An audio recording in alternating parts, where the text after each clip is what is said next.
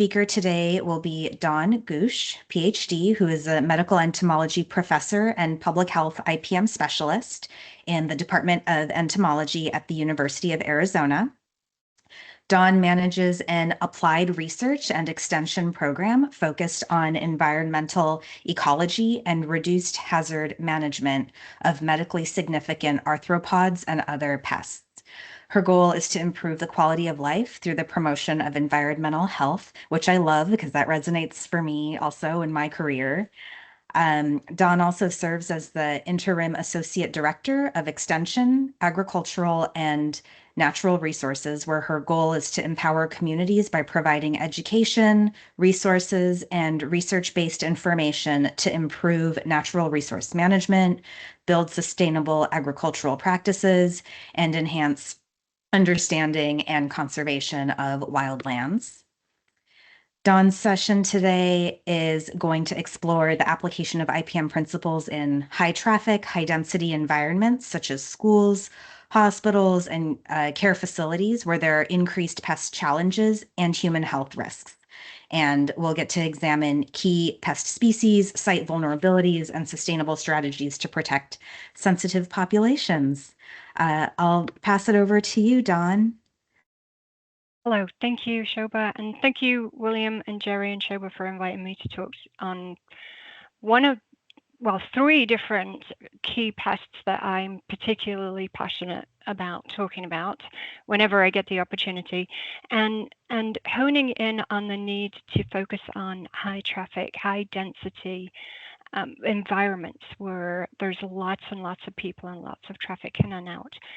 Those are inherently vulnerable community sites, and that come along with some very fascinating and interesting situations for all of us to tackle.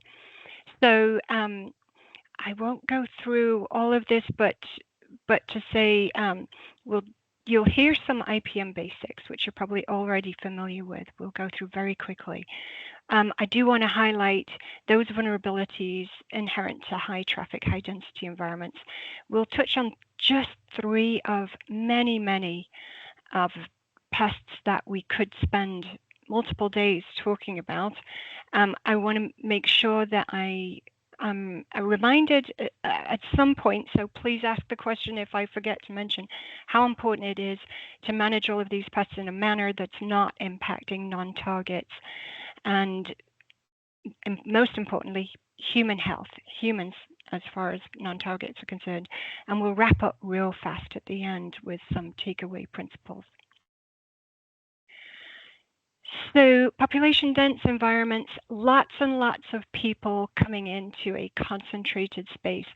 This can be, I mean, just think for a second of all of those things that you do during a regular day. If you go shopping in a supermarket, if you send your kids to school, if you drop your kids off at childcare facilities, if you're visiting a hospital, if you're going to a concert, if you live in an apartment complex, all of these environments, or even work in an office space. I nearly forgot that one. Super important. When I'm walking through campus, it's one thing. As soon as I'm in a classroom environment or an office space, those are inherently densely populated with humans. So the more humans, you can imagine that the more pests will result. And we'll talk a bit more about that.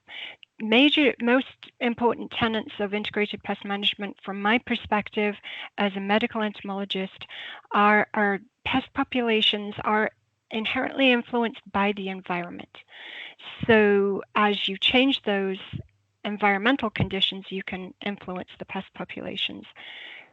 Supplementing natural controls outside and in the outside environment is a very practical thing, and something that landscape pest management professionals do lots of.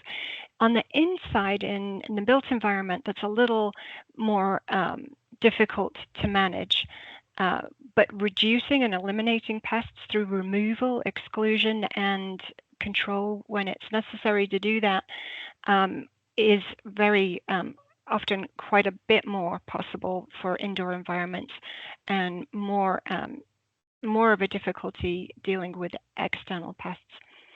Reducing pest conducive conditions is key, which is why it's in that bolder text and bigger.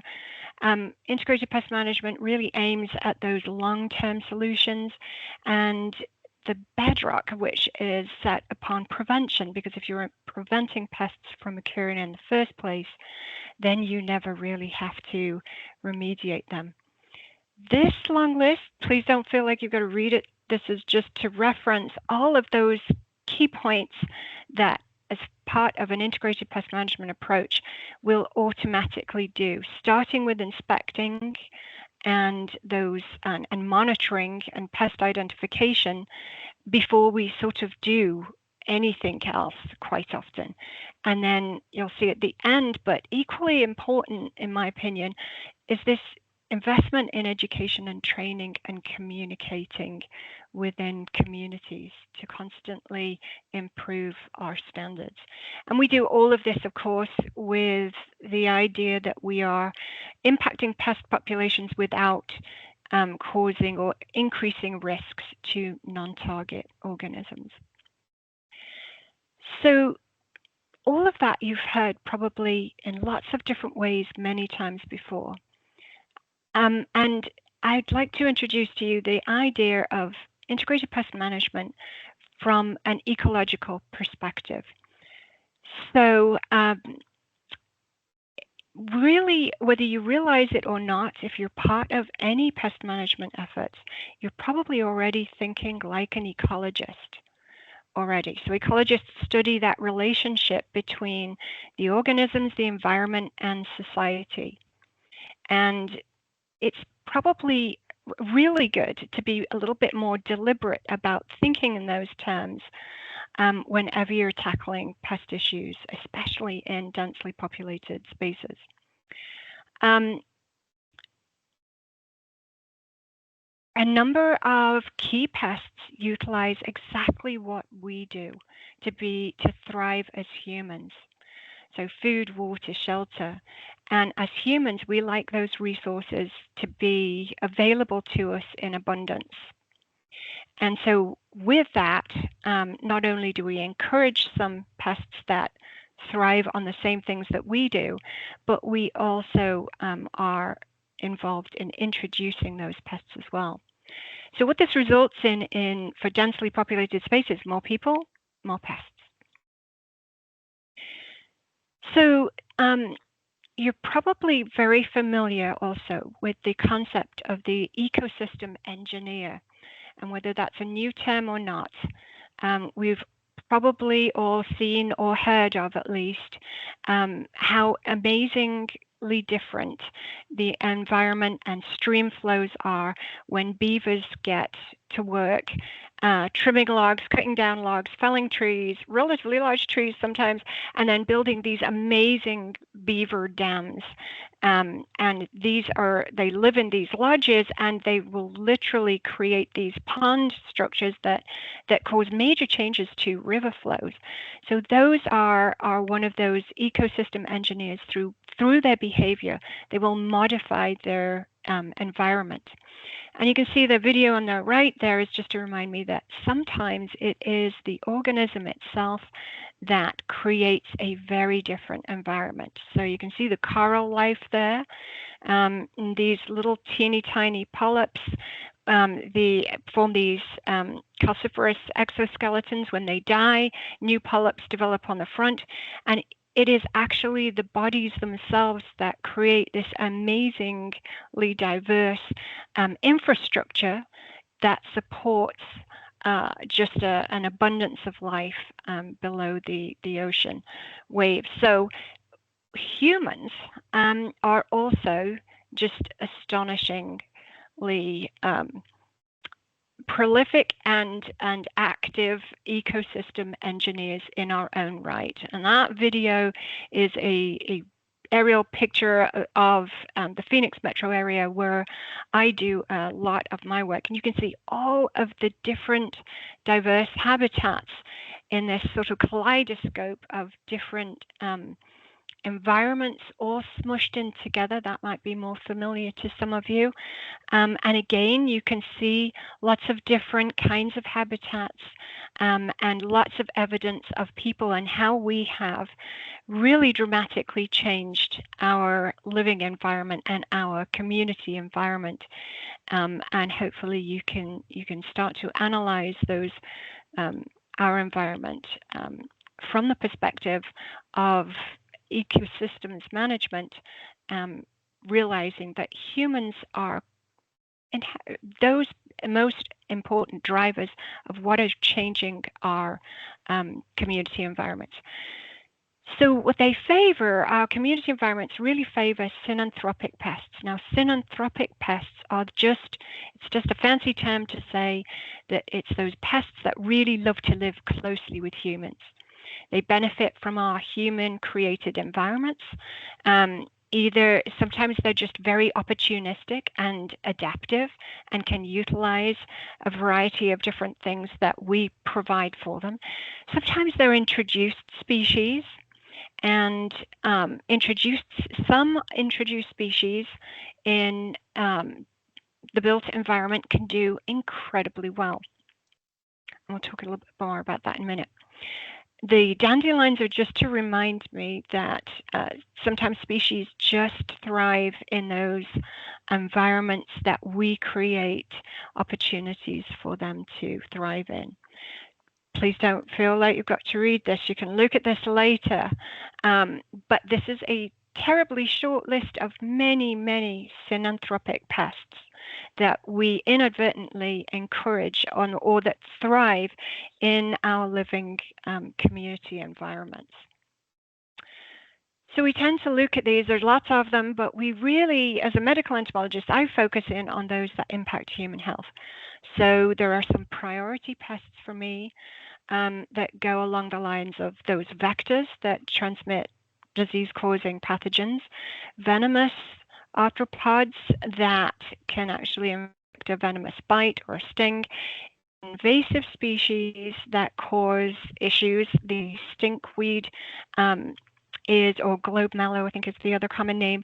It is a fire fuel pest of both community and outside community environments that increase the risk of fire to human communities. And oh, that's just a close-up. So I think from the previous picture of the bark scorpions there, you could see that this was a built location. This is a retention area in a neighborhood where all of the stormwater drains into. And they are densely packed with bark scorpions, which are our only medically significant scorpion species in the US. So, and urban centers really support shockingly high populations relative to desert environments. And this is just one example of widow spiders that are just so much more dense in population in urban environments compared to natural environments, because we provide them with something that's a limiting factor out in the natural environment. Urbanization in general supports some key invasives that unfortunately potentially introduce some really drastic diseases like Zika, dengue. You can see here the picture of the yellow fever mosquito, Aedes aegypti, and just a pile of mosquitoes that were almost all Aedes aegypti. And that is from a phoenix trap that we had emptied out. And this mosquito is a you feed it mosquito, meaning they don't travel long distances. This mosquito is evident in areas of California, along with some others, and it really thrives where humans do. And will not be found in areas where we don't provide those opportunities for it to develop. Brown widows are also an invasive that can be found in California, and they're pretty distinct. If you see those little egg sacs, they look like little mines, and and they really technically shouldn't be there, but they are. So once they've become established, they do rather well in heavily urbanized areas rather than rural communities.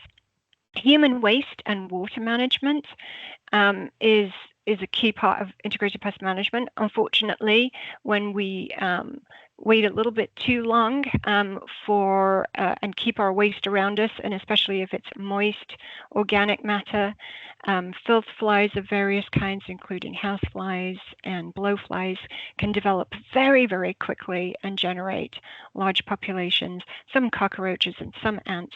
And because they will move backwards and forwards between human environments and these icky places that we can't go but they can get to, they can transmit some disease-causing pathogens even just on the outside of their body, which is just called phoretic transmission. So so we're going to spend a little bit more time talking about these groups of organisms, and needless to say, you'll hear lots about one or two, but vectors of disease causing pathogens come in multiple different kinds. Mosquitoes, ticks, and fleas being probably the most important in California. We're also going to talk about allergen producers later on. In fact, all three of the key pests we'll drill down for greater information on will be key allergen producers. We won't talk about house dust mites. Oh gosh, it says house dust mice. That should be mites, I'm sorry.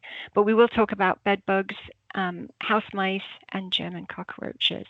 And I can't help but put in a picture of mold, because this is one of those pests that does incredibly well in human environments when we provide lots of extra moisture in our bathrooms and shower stalls in particular. So communicable pests is another group of pests that are encouraged by the built environment quite often, and the fact that they live on humans, and we are the ones that they're living on and moved around by. So we are the vectors or transmitters of communicable pests, including bedbugs, head lice, and scabies mites. And I want to just wrap up this one component of our talk this morning by saying that integrated pest management is a capacity building health and wellness investment. And what you're doing right now, the training part and education part, is just so important and very solid investment in improving health and wellness locally and within your state. Evaluating the risks and cost-effective solutions is a terribly important part of an integrated pest management process. If you're working with your local extension IPM contacts, part of the UC system, they are experts in this and can help cities and municipalities of all different kinds evaluate the risks and provide cost-effective solutions. Don't forget to use those local experts that can give you independent science-based recommendations on how to manage pests and reduce risks. Along with your extension service experts, developing standard operating procedures, best management practices, and integrated pest management policies is a really sound approach to establishing sort of these minimal standards beyond which you can always exceed, but it will save you money. You can see pictures on the left of two different kinds of termites. One are structurally significant termites that need to be controlled if you're going to not have your cabinets recycled. The picture on the bottom left are just termites. They are termites that are not structurally significant and do not need to be remediated. But unfortunately, there is sometimes good money that is spent unnecessarily managing termite populations that are never actually going to be a structural problem. And then having some IPM policies and best management practices will help remediate some of those ingress points, those areas where I just love it when I walk into a building and people say, why do we have so many mice? And I see these huge gaps.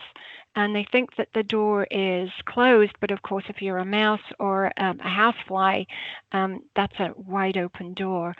And we get the same question. That particular set of doors is attached to the experiment station that I work on. And I just love it when people say, do not prop the doors open. And I always put a sign underneath that promptly gets removed saying, this door is open. But eventually we'll get that figured out.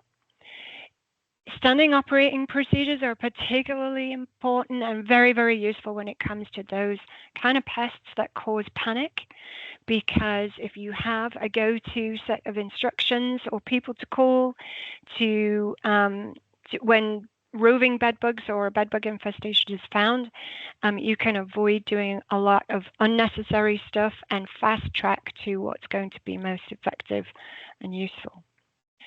So the other reason why we want to invest in integrated pest management is the concerns surrounding chemical use in people's environment. Risk of human exposure in some instances may outweigh the benefits. And so we want to try to avoid that, and taking integrated pest management will help you get to that point. Pesticides do need to be preserved in their own right, because sometimes we do need them, and the less we use them, the longer they last, their effective longevity, or the way we use them and rotate them in systems will extend their longevity as well. We want to reduce risks to pets and wildlife and other non-targets. And most importantly, thinking about vulnerable and sensitive people. In any population dense environment, you will find elderly, children, pregnant women, people who have compromised respiratory issues, lung disorders such as asthma, and as well as people with chemical sensitivities as well.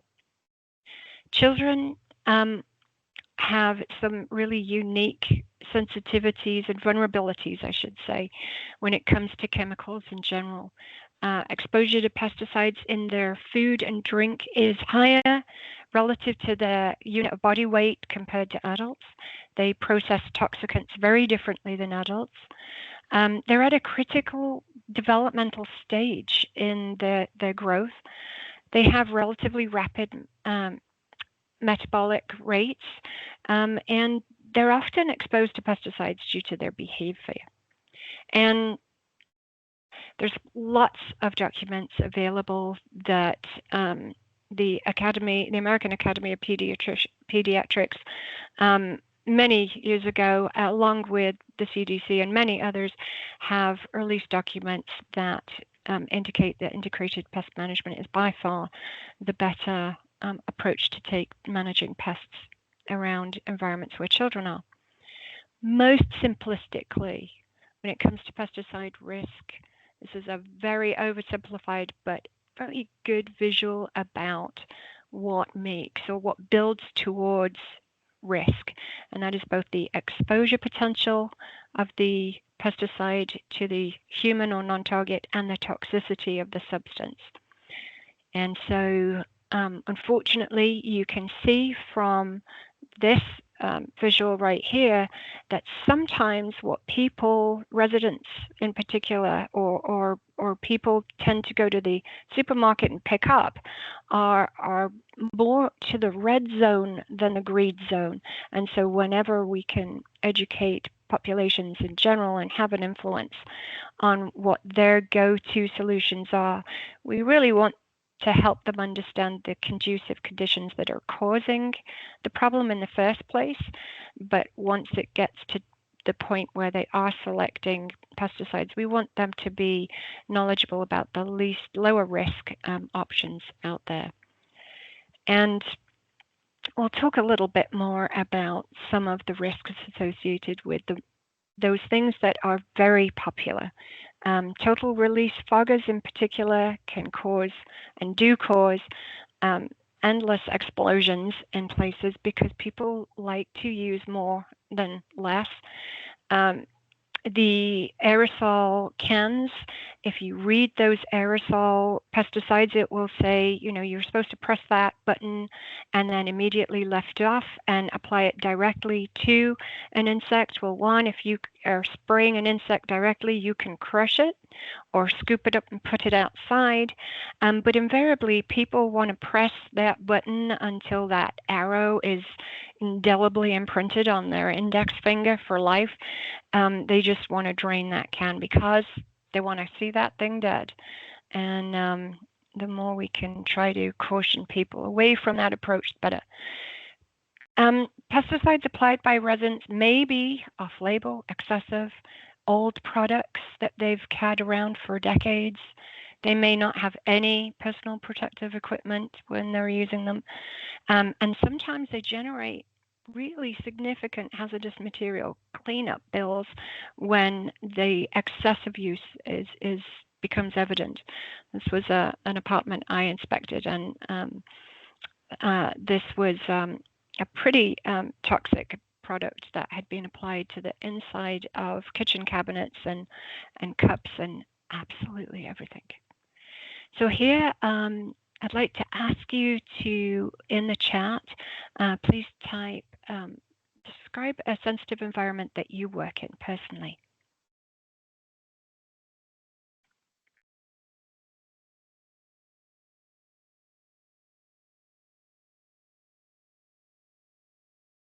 So as you're doing that, I'm not sure if I will see it or not, but I'm just going to assume people are putting in the chat some sensitive environments. We'll move on to talking about some specific pests. And this is really going to be a story of home comforts and community living. You'll see the very old picture of the refrigerator there from the 1920s. And that's to remind me to say that before we had indoor refrigerators in kitchens, people did not really suffer with German cockroach infestations. It was really, German cockroaches became far more prevalent and a key pest in indoor homes, in home environments, once we had refrigerators that generated elevated moisture and temperature, and then and sources of heat and moisture for German cockroaches are what they need to thrive. Bedbugs we have lived with for as long as we have created nests for us to sleep in. And then waste management, of course, is one of those things that we have made very convenient for us to manage our waste. But sometimes it gets a little bit overwhelming. And when you have situations where there are no local dumpsters and are no trash cans provided or easy opportunities for people to dispose of their waste in a way that keeps it out of reach of pests, then they just become locations where pests thrive. So the three key pests that we're going to talk about are bedbugs, German cockroaches, and house mice. We're going to move really, really quickly. They're all allergen-producing pests, and we'll start with cockroaches first.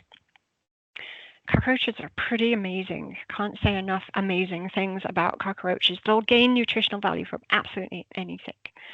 You can see one there drinking a beer. They have very refined communication skills that they use to communicate among themselves. They can sense humidity differences. They can sense changes in air pressure, which is why when you open a door, before you flick the light on, those cockroaches can scatter because they feel the air movement and the pressure changes. They have really delightful lives. I really wouldn't mind being a cockroach sometimes. They spend most of their time relaxing and hanging out together. They can So most of them can survive relatively low temperatures, particularly if the temperatures are go down gradually. The nymphs can regenerate limbs as they molt to the next instar stages. They can survive water submersion for shockingly long periods of time, some of them. They love they're thigmotactic, so they love to feel things all around them, and so they like those tight spaces and one another to cuddle up next to. They'll spend long periods of time just grooming, which is one of the reasons why one of the approaches when we use dusts or those stomach poisons like boric acid, when cockroaches groom these substances off their antennae to keep them sharp and super sensitive, they will ingest some substances, and they do something called party pooping. So they'll use poop spots to communicate. And the frass or poop is packed full of chemical cues that they use to communicate with one another, and they move pretty darn quickly. So more about specifically these German cockroaches that have these racing stripes that go down the length of the pronotum. Now this is kind of a little bit tricky because identifying German cockroaches, I would usually show you about 20 different slides on this. But one key thing is that they are one of the smaller cockroaches. Now, obviously, they all start small. So if you just are looking at single cockroaches, they change, their appearance changes throughout as they develop, but also their size drastically changes. So make sure that, but if you have lots of them and none of them are bigger than a dime, and they have those evident racing stripes, then you're probably looking at adult German cockroaches, and that's that one right there. They are indoor-only cockroaches in the US.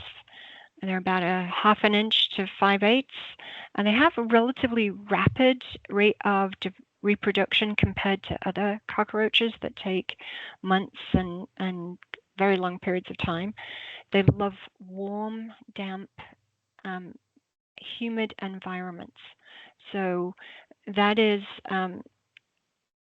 absolutely critically important for them to develop. And they can go for quite a long time without feeding. They cannot survive lengthy periods of time without humidity.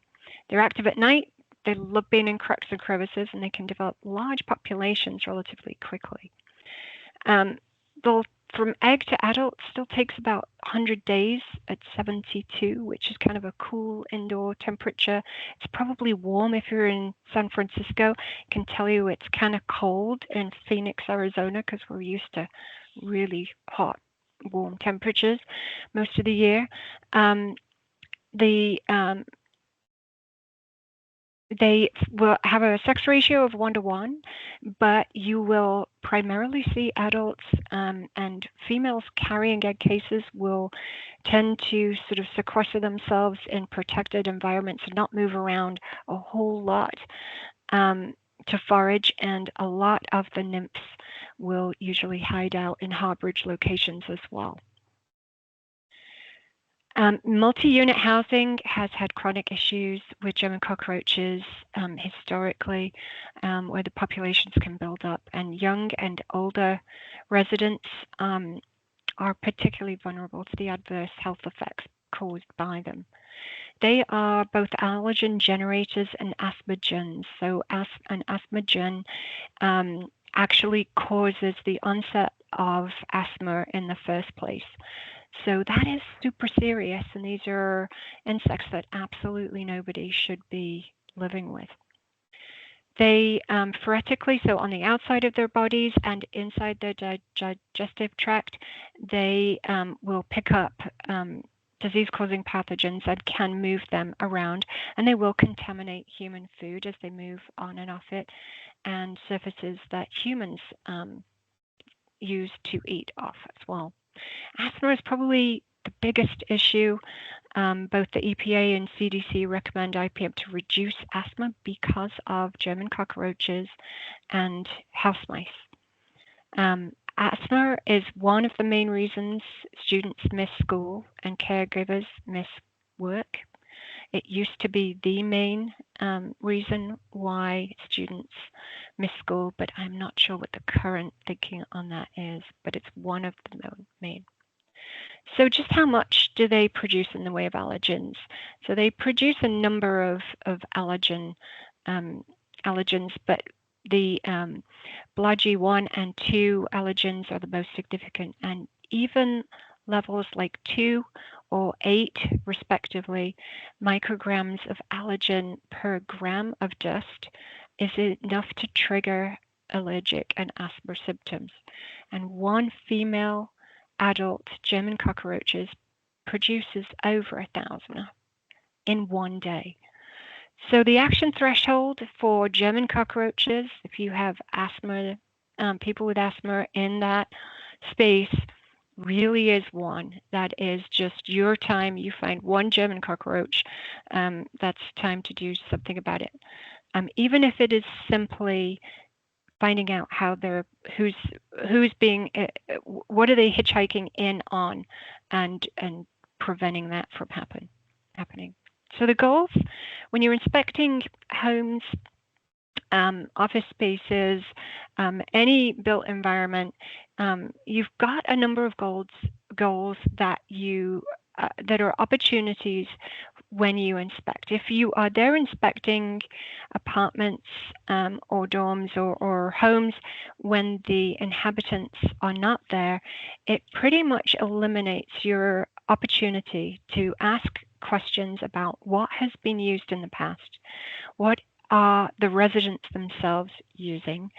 And so I always encourage pest management professionals and those involved in doing inspections for pests in housing to visit when residents are there, at least initially, to get some basic background information. It's also an opportunity to discourage the use of over-the-counter pesticides and encourage those things that reduce pest conducive conditions, as well as just looking for those pest conducive conditions and evidence of pest infestations themselves. You've got to think like a cockroach or a rodent or a bed bug, whatever it is in the environment. You know, we tend to think of living spaces as those spaces that we occupy, but there are attic areas, there are wall voids, there are those voids that the small creatures that cohabit with us, they live in just as well as we live in the entire interior parts of our buildings. So think like the pests that you are trying to find and eliminate. German cockroaches love damp and warm type spaces. No need to read this. It's just a list of many that we could list. But I'm just going to show you some shocking pictures here of just how drastic German cockroaches can get. In this instance, the resident had been taken into hospital and the rubbish had been left in the kitchen, and unfortunately there was quite the explosion of German cockroaches occurring in that kitchen. Not what you want to come back from hospital to find going on in your apartment. Multi-story and terraced homes, pests can connect. The video at the top are units, apartments that have bed bugs in them. German cockroaches move easier. They're bigger, they're faster, they'll move a lot faster than bed bugs, although bed bugs you can find apartments that are close to one another where they do move between. Use tools when you're inspecting and monitoring. Mirrors and little video cameras and hand lenses are all terribly useful. And then monitoring equipment. Don't forget, these are monitoring for pests 24 hours a day, 7 days a week. So first steps beyond inspecting and monitoring: make food and medications inaccessible, vacuum with a HEPA filter, Vacant homes are opportunities for those deep cleaning and crack and crevice sealing. And don't forget to check smoke detectors and carbon monoxide detectors if they're present, because they can get gunked up and just won't work if there are severe infestations. Vacuuming. Dawn, can I interject Yeah. with a quick clarifying question that came through? Yes, of course. Great. There's a question about the visualizing apartments in 3D for tracking pest activity, a question about what tool was used for that. I think it was a couple slides ago. Yes, I can't remember what I used. There's a number of different, I think it was CAD. I think there's some software where you can, it's not terribly easy to use. I don't want to discourage anyone from, I'm sure there's easier ways of doing it now than when I did it. Those videos are at least a decade old. So I think that I bet if I was doing it, it's very visually impactful.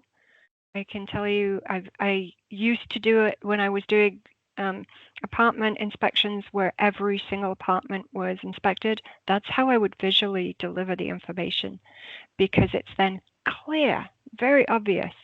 And even super clean apartments, you could very easily convince housing managers beyond a certain infestation level, you will find German cockroaches in every single apartment.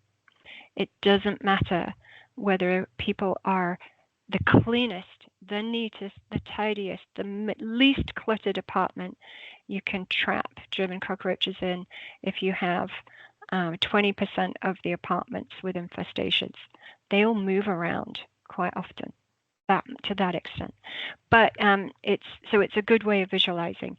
But I think I used CAD. But again, I'm sure there are way easier ways to do that now. So German cockroaches, you have desiccant dusts, insect growth regulators, and toxic baits if you have to reduce populations very quickly. We could talk extensively about baiting, but a couple of things. Place it where residents aren't going to be putting, it's not going to contaminate their food or themselves. And the levels of bait used have to be in accordance with the infestation levels. Once that bait dries into solid form, it is useless. So just keep that in mind. Rotate the use of baits, and that's the mode of action that has to be rotated, not just the brand, but you really, it's imperative to know what mode of action of baits you're using so that you can make sure you're not using them for more than 6 weeks. The clover leafing is this idea that you will treat the homes either side and across the corridor, up and below, if you have conjoined apartments or homes. And then sanitation, repairs, and declutter when you can, but sometimes you can't. I'm just going to say pyrethroid use, I'm not a fan of personally. German cockroaches have sensors. They have a knockdown effect where they will recover. They appear dead and then recover, and they will drastically move. And I have a little video that I'm going to play to show you that you can see that an application was just made, and this is on the other side of a piece of cardboard. They run for it and go everywhere. So good sanitation is desirable, but sometimes not achievable. Even with relatively poor sanitation, you can still, we've proven it over and over again, scientifically, you can drastically reduce German cockroach populations. So please don't find yourself listening to or using the excuse, it's, the residents don't clean up, therefore I can't do anything. You actually can.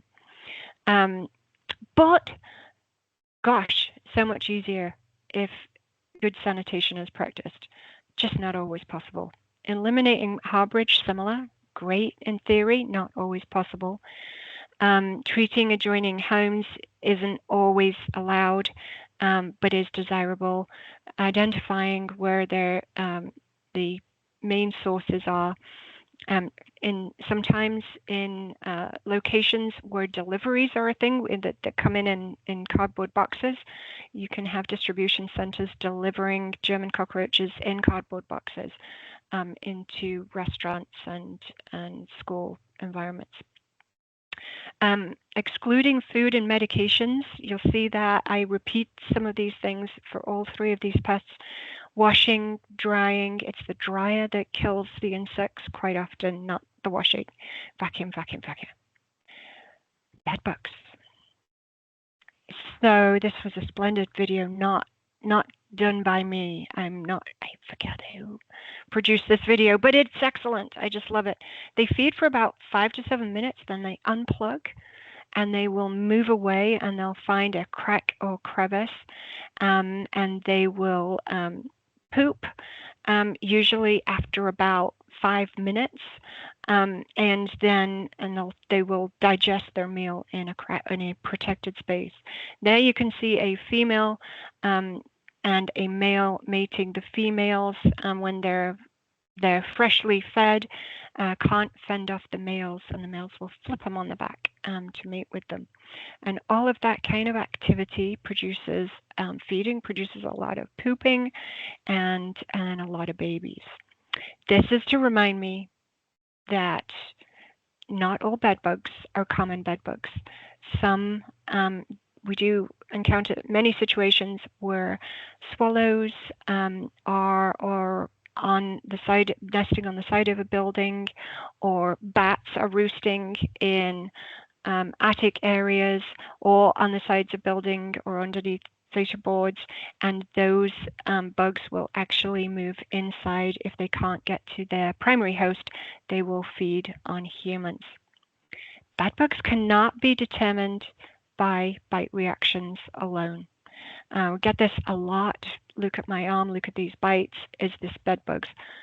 The automatic answer is there are other clues that you can use if you ask questions, but just pictures of bites.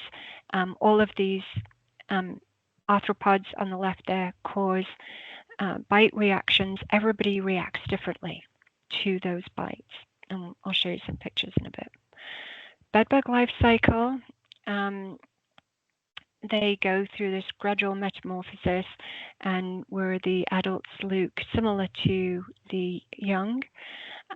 They will be actively feeding and moving around, mating and moving around during the night and hiding during the day. If residents actually work during the night, they'll switch their cycle so that they're feeding during the daylight hours. Bedbug eggs and are laid in those gregarious sort of areas that the frath will cue bedbugs and indicate this is a great place to lay eggs and hang out. Come join me. Those little baby bedbugs are super cute, and they look quite differently depending on whether they are fed, and they're almost invisible sometimes when they're not. When they're in high numbers, they're easy to find, but when they're not, when they're relatively newly introduced into an area, it can be weeks to months before people realize they're there, or they're terribly easy to find. When they do build up in high populations, you can get very, very obvious and huge deposits of the frass, which is packed full of histamine, which then can exacerbate, the allergens can exacerbate allergic responses and allergic asthma symptoms. You can find molted exoskeletons usually when they're in higher populations, and there's usually more obvious things to find, but these can be blown around on air currents inside and sometimes found. Please treat every apartment or home or situation where there's blood evident. You don't know how old it is. Glove up. Protect yourself if in these situations. There are pathogens that can hang around in blood for extended periods of time. Not that you're trying to contact it or licking it or anything, but just be sensible in spaces where blood is evident, please. Health impacts: swollen, itchy, bite reactions. Older people tend to have fewer itchy reactions, but are more inclined to anemia because of the feeding. Sleep loss and anxiety. This is usually what the human looks like when they're finding bed bugs and telling me about it. This could be a sequence of pictures called traveling entomologists. These are entomologists that have been to meetings and experience bed bugs in hotel rooms that they're staying in.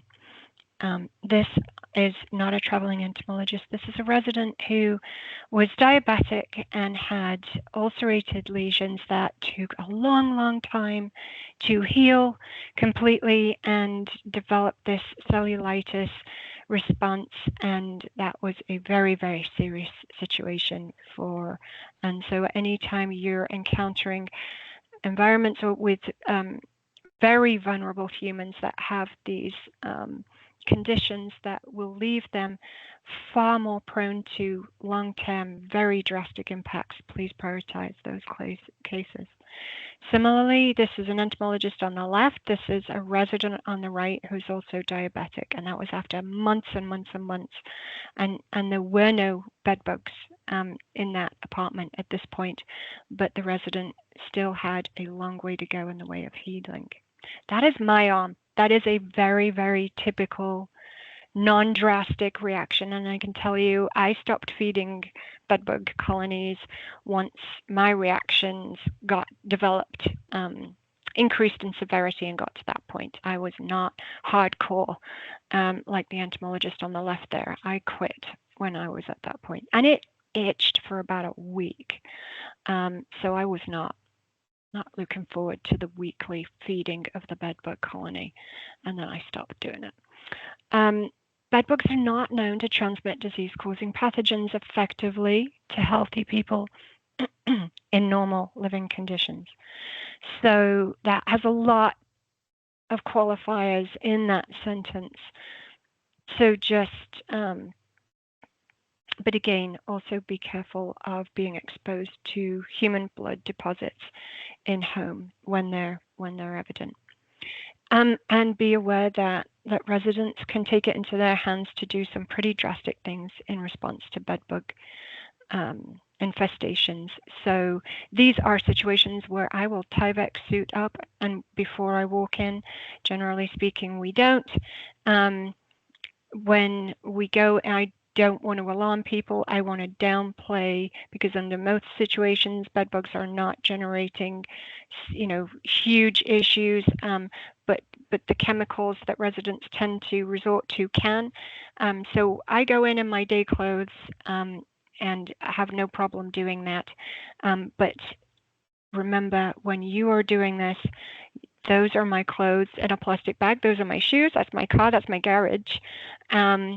And I just make sure my kid is not home with a whole horde of friends from somewhere. And then I just zoom upstairs to my shower.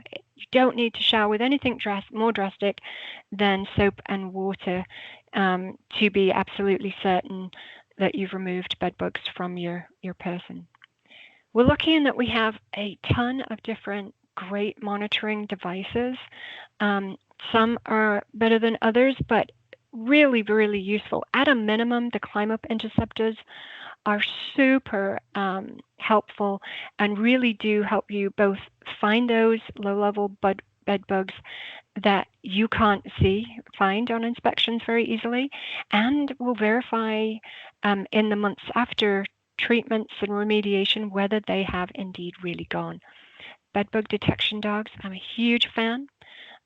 There are third-party programs to verify that detection dogs meet certain standards, and really it should only be a positive detection when a human, the dog keys in on the area, and then a human actually finds bed bugs.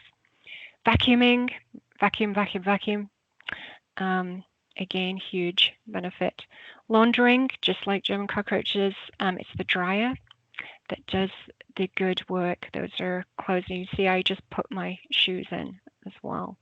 If you wash Bed bugs, you get clean bed bugs. We've tried laundering them with bleach water and on a hot cycle, and you just get cleaner bed bugs. They will look torpid. You'll think they're dead, and most of them will recover within a few hours of realizing they're no longer submerged in water. The dryer, on the other hand, these bed bugs are not going to make it. One's lost its head. Most of the legs are gone. They desiccate very, very effectively. Harborage reduction. I use mattress encasements on my bed because I go in and out of bedbug infested locations. But I think my encasements cost the same as my mattress, frankly. The cheaper versions aren't always cost effective. So poor quality versions can fail and just generate another harborage area for them to use, which is the last thing that you want. Heat is a great tool to use, but there are some things you need to know about the use of heat on bedbug remediation. And I'm going to show you some data on not just bedbugs, but gem and cockroaches as well. So the thermal death point for a bedbug is about 113 degrees Fahrenheit, but the ambient temperature is going to need to be significantly higher than that for several hours to bake all your bed bugs convincingly up to beyond 113. So there's electric heaters, there's propane heaters. We did some tests on some electrical heaters that were just fantastic. We used these huge fans to move them around. They were very movable. I could lift them. We had no problems getting them in and out of elevators. But irrespective of your heat source, this is a point that we realized that we were pretty surprised. So we set up a number of apartments and just left them overnight on heat. So we were thinking, we're going to really bake everything, and we trapped bed bugs and German cockroaches in little cassettes, and we shoved them in locations in those apartments. So we had some stashed under carpet, some between cushions on a couch.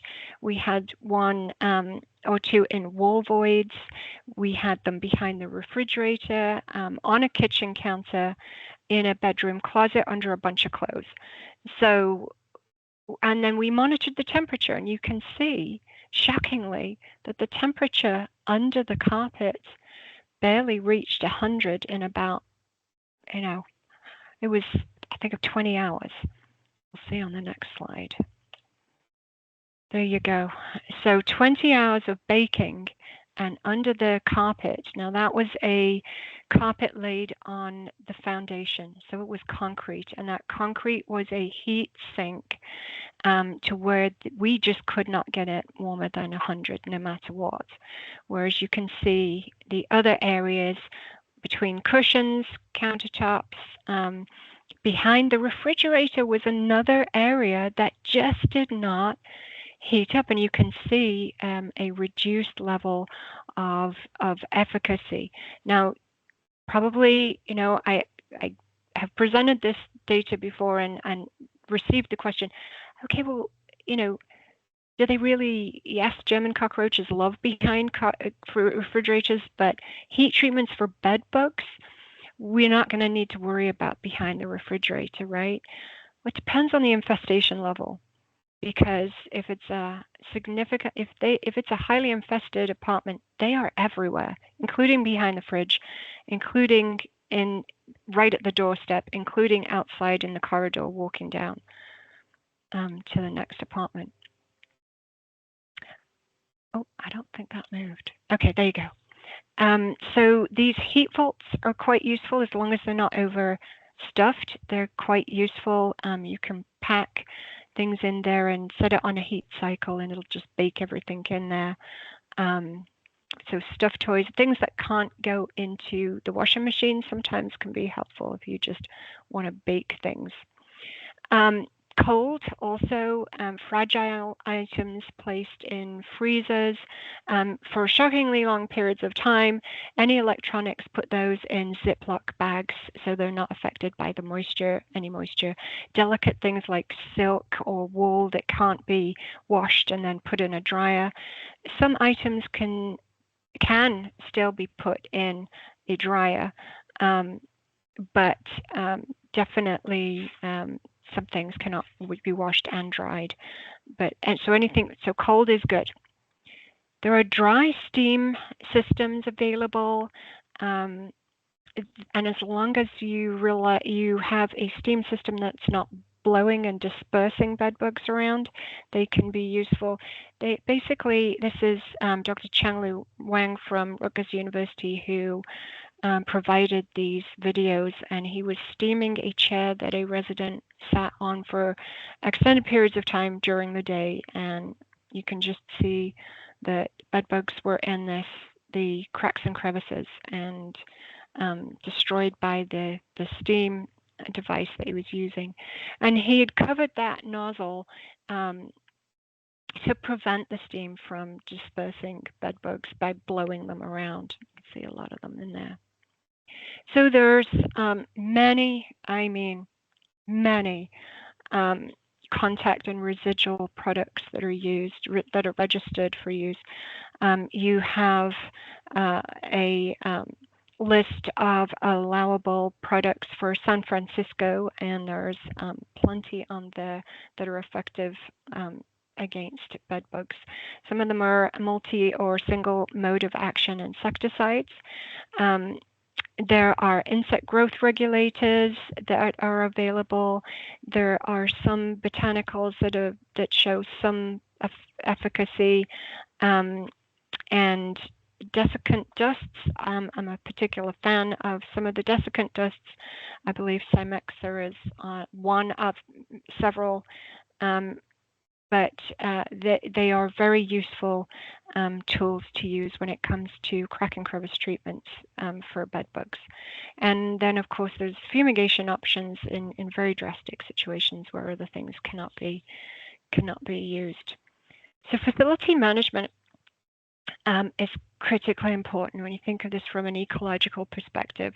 Encouraging residents to self-report it is going to really be helpful. Incredibly difficult to do, but reassuring people they have to be in a situation where they're rewarded and not punished for reporting bed bugs. So I know that's a hard sell sometimes, but it really is. If you're actually trying to eradicate bed bugs from buildings, that is the way to go. Community education can be as simple as having events where residents are encouraged not to get things out of the dumpster, not to share belongings that they suspect might be infested, and not to take over-the-counter products into their own hands, to engage with the professionals and the people who really know the best tools to use and leave it in their hands to remediate.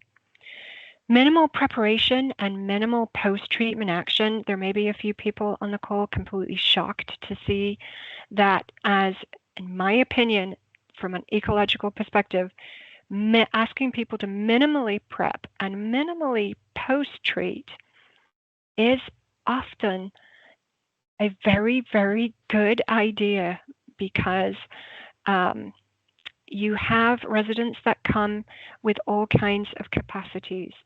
Asking residents who are physically unable or to undertake furniture moving away from walls, unpacking things, or vacuuming for subsequent days. If they don't own a vacuum, if they're not physically able to do those things, if moving things around is just going to generate a problem, then you really are not, you can exacerbate the issue. So in situations where elderly and or disabled housing is concerned, I am a great proponent of asking residents themselves to minimally prepare or not prepare, just get your medications and your food in the fridge or out of the way, and not asking people to do impossible things that you know by looking and that they're just not able to do. So insufficient prep walk-bys are disastrous. I just having I know how frustrating it is, because I've done enough knocking on doors to know how frustrating it is when residents refuse entry. So having policies on what to happen in managed housing and managed environments is very useful, because sometimes people will deny entry. They know there's an issue. Sometimes they don't think there's an issue, but it's really sound science to be able to verify whether an issue is behind those doors or not. And I know that it's frustrating, but just walking on by or reporting insufficient prep is just means that there's going to be bed bugs indefinitely in some places. Recognizing that getting control of infestations, particularly if they've been there for a while and they're pretty extensive, can take months, several months.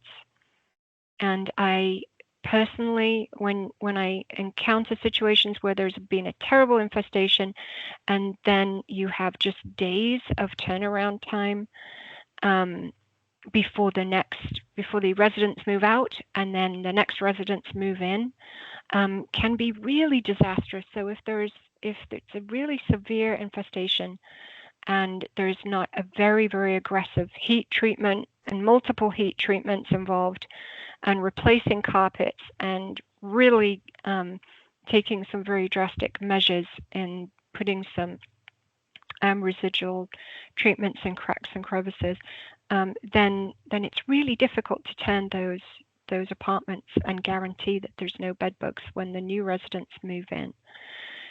So for the residents that are staying in place, I know from my own personal experience, there's this magic, oh, it's going to need 3 treatments. Well, it's going to need as many treatments as it's going to need.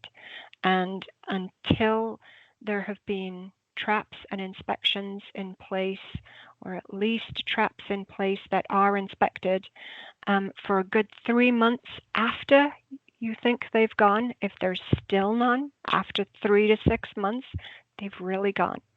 If it's less time than that, then there may be failed treatments, there may be reinfestations, there may be just movement through the building. So understanding how bed bugs disperse is super important. I work for the University of Arizona, so I picked an ASU campus dormitory to demonstrate on this slide. I'm sure they're delighted with me. So bed bugs will move through wall voids. They will move along corridors. They'll move along ceilings between apartments. They'll move across corridors. They will follow corners, but they'll also just take off and go right across for no apparent reason. So the idea of cloverleaf treatments is you find an infested apartment and you also will manage the surrounding apartments, really does help to actually resolve rather than just knocking them around from place to place. Bed bugs hitchhike. These are my shoes after I'd been in an infested apartment, and we use disposable booties. Especially if we know we're going into an infestation, we'll just slip on disposable booties and inspect them. And one of mine had come off, and I knew I was in an infested apartment, and so I did a shoe check, and lo and behold, I had collected a wee little bed bug on my shoe, and I was so glad that we routinely just check shoes, or else I would have walked into a different apartment taking that wee little thing with me. So this is I want to tell you this story is a resident. You can see she has a pretty simple apartment here. She had a cat, she had a TV, a favorite chair that she sat in front of with her favorite denim jacket on the back of that chair, and where the camera was pointing was her bed, and she had originally given her bed away to a fellow resident because it was so badly infested with bed bugs, but the other resident didn't have a bed. And so she literally gave a heavily infested bed to a fellow resident who was grateful to get that bed. So there's another reason for using encasements. Sleeping on a hard floor is really difficult and very, very rough on your body. And so anytime you can use encasements and avoid throwing away mattresses, the good quality encasements. Anyway, back to this story. This resident had given away her bed. She'd got an inflatable mattress, which does it does to some extent limit some of the bed bug opportunities, but the bed bugs in her apartment were at a pretty high level. And we looked at her denim jacket, which of course, each time she had a treatment, she wore when she left the apartment and then came back in, and it had not been laundered. So residents need help when they're going through these treatments, and very, very practical help.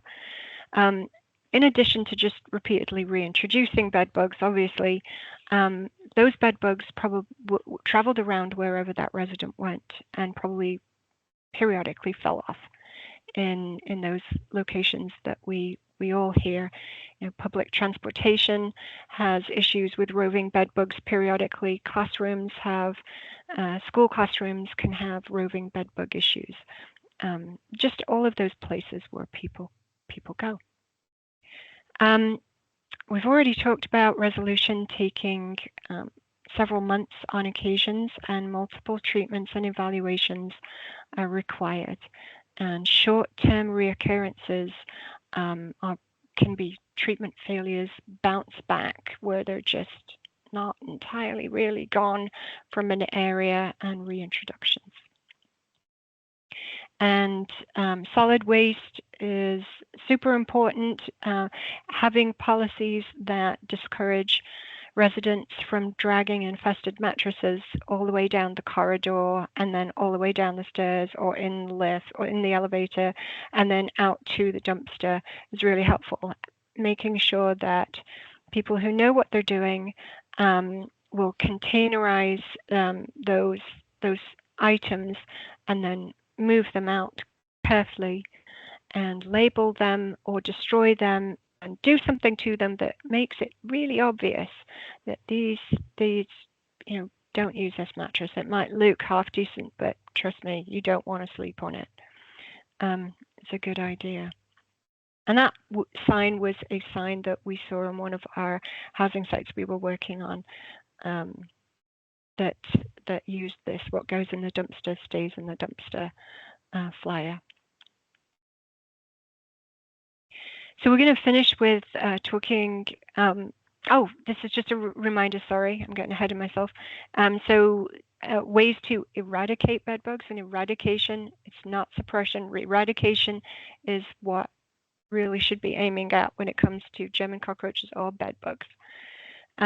The more experience you have, the better you'll get at managing bed bugs. Oh my gosh, they are quite an interesting creature to work with and learn about over the years, and we're still learning. So if you're new, work with somebody or take somebody's advice who's done a lot of bed bug work. And again, reach out and connect to your extension scientists that are experts in the field, constantly doing research, constantly evaluating things, and are by far your independent resource for cutting edge information on pest management and IPM in general. So harborage reduction, whenever you can reduce those cracks and crevices by sealing with elastomeric sealants, those stretchy silicone-based sealants. Heat and cold, steam, desiccant dusts, liquid pesticides, and biorational treatments are all useful tools. Good facility management is always going to be terribly, terribly important part of the equation. Now we're going to talk about the last pest on our list, and just very briefly talk about rodents. Some icky slides, so sorry, this is the last traumatic slide that you'll be exposed to. The reason why they're priority pests in and around housing, the commensal rodents, those that like to live with us, house mice and roof rats and Norway rats, they are seen as pathogen transmitters. They can carry ectoparasites that are insect vectors.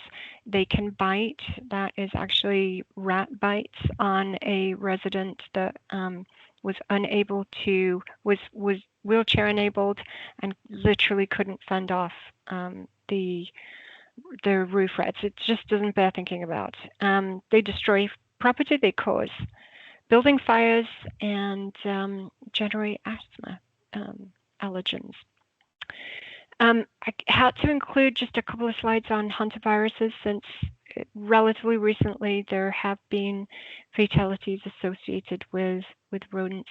It's not the house mice, it is deer mice, which those permiscus mice are generally outside. They will come in to indoor environments, and when the deer mice do infest inside environments, or when people go into storage facilities that are enclosed environments where there are deer mouse infestations and move things around, the virus can be is in the urine, the feces, and the saliva, and it can be aerosolized when you disturb things. Rarely can hantaviruses be transmitted through the bite of a rodent, but it does occasionally happen. The most severe illness caused is hantavirus pulmonary syndrome, and it can be life-threatening and develop into a fatal illness. So they are found primarily, hantaviruses are found primarily in the Western US, and that's the cumulative case count between 93 and 2022. So it's still, for California, it's 78. That's the total in all of those years. So it's relatively rare, but not, it's still an avoidable illness. Rodent allergens are far more widespread as an issue. Mice can produce these micro droplets of urine, thousands of them every day, and they're really important ways of communicating those. They're packed full of chemical cues that communicate with other mice, but also the urinary proteins that can trigger allergic reactions and asthma. As I mentioned, they can cause fires, and rodenticides in particular, you've got to remember they are designed to kill mammals. And unfortunately, rodenticides in particular are a major problem when it comes to over-the-counter or illegal pesticides or rodenticides that are used by residents, because residents aren't experts on these chemicals. They don't necessarily realize just how deadly they can be. And even if they are not legally sold in forms that can cause acute toxic issues, such as in the case that I just showed, it doesn't mean to say people don't travel and don't bring those products back home with them. Rodenticides are designed to kill mammals, and these are all mammals, as are these. So the commensal rodents include house mice, roof rats, and Norway rats. And I could talk for many hours on each of those individual creatures. They are remarkable animals. Knowing the signs of rodents is incredibly useful. And again, no need to read through this, but just to have it as a reference for yourself. There's lots of different indicators to know that when they are around. And that's a beautiful male roof rat that is drinking out of that sink there. Rodent droppings and urine stains are usually one of those signs, evidentiary signs that indicate their presence. Just one word of caution there is you don't necessarily know how long they've been there. So you really, although it would be really great to clean up those areas, allergens do wane over time, months, but they will wane over time. And just, knowing, cleaning up and then seeing new evidence arrive is more reliable of an indicator that rodents are actually still there. But chewing and rub marks, nesting, nests and burrows and stash piles, and then things to do, of course, controlling access to food and water is really important. So you saw the roof rat. Roof rats can go without food for a while, but they have to have access to water daily to do well. House mice, not so much. They do pretty well in pretty dry environments and without actual standing water to drink. But waste cleanup, waste management, really super important when it comes on the outside of buildings as well as on the inside of buildings when it comes to commensal rodents. Exclusion, keeping them outside sounds super simple. You can do layers of exclusion, starting with external sealing and then internal sealing. Avoid spray foam because it just cracks or they can burrow through it. This is not an effective exclusion method. Neither are those sort of concertina things that you get with the window AC units. Any self-respecting Norway rat can bite through those in very short order. That's actually a home in Phoenix that had just hundreds and hundreds of roof rats inside, and the resident was only discovered when the resident needed to be taken into hospital. How nobody noticed that when they're hanging out in the window, I don't know, but apparently that was when we were notified. Traps, you got to be careful. You're not just harvesting rodents. You can harvest rodents on the outside of your building indefinitely, and it probably really won't do much good whatsoever. Trapping inside, please make sure residents can be legally blind.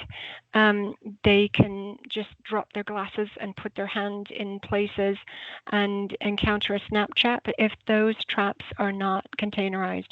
And so I'm a huge fan of containerizing traps, physical traps, if they are used, because, oh my goodness me, rat traps will break bones, and mouse traps will really hurt a lot. You can bait traps with bedding as well as food, and avoid peanuts if you've got anybody with tree nut allergies. So just to recap, eliminating food and harborage, exclusion, traps, rodenticides, when necessary, and birth control for population reductions on the outside of homes is quite a real option if it's done to a significant enough level that the whole populations are managed that way, for roof rats in particular. So just some closing reminders. IPM is really about risk reduction. And when it comes to mammals, they are remarkable creatures, and really remarkable creatures, and very, very much the same as us. And so taking rodenticides, the use of rodenticides should be taken with extreme caution. Indoor action thresholds for German cockroaches, bed bugs, house or field mice, roof rats or Norway rats. How many is too many inside? I think you can have as many cats as you want, but for German cockroaches, bed bugs, mice and rats, only one. And then it's time to do something about it. And I want to close by saying that pest management ideally should start with by design, and that's both the design of structures and even the design of city planning. Wouldn't it be amazing to have integrated pest management experts involved in the actual city planning at that stage, or housing design for new environments, so that right from the onset we can build pest vulnerabilities out and conducive conditions out. And then just to finish, IPM provides science-based, good sense solutions that are cost-effective, because quite often if you use very simple, very cheap, what you think are quick fixes, quite often you're failing to control. So from the onset, I encourage, when it comes to these pests and these environments, please plan to actually practice good sense solutions for sustainable control and eradication. And I promise you will have repeat customers who want to maintain their facilities indefinitely without pests being prevalent. And the picture on the right is just to remind you that, I think if I click it, it'll play. That creature there is a net spinning caddisfly. And they will literally spin these nets that they use to catch food particles that they consume in canals and waterways that are moving. And they will totally change the way a river moves because of their ability to knit relatively large stones together, even as large and as rocks, like orange size rocks.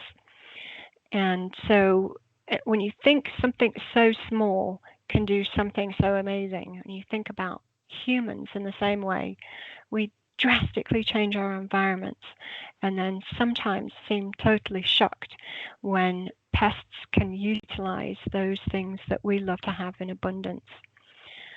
So respond quickly to priority issues, aim at sustainable solutions, realize that integrated pest management is an investment in capacity, reduced risk reduction, and community resilience in general. And it really does generate untold millions in risk mitigation savings. And it's really hard to put a number on costs saved, rather than, because you really don't, you really can only project and guess at what might have happened had you not done something good. But I want to finish by saying thank you ever so much for working in the field that you do. Environmental health is a part of supporting human health. And so please know how important it is that you do. And thank you very much for listening. I think the last slide is to ask you to put in the chat why you personally want to use an integrated pest management approach in the work that you do.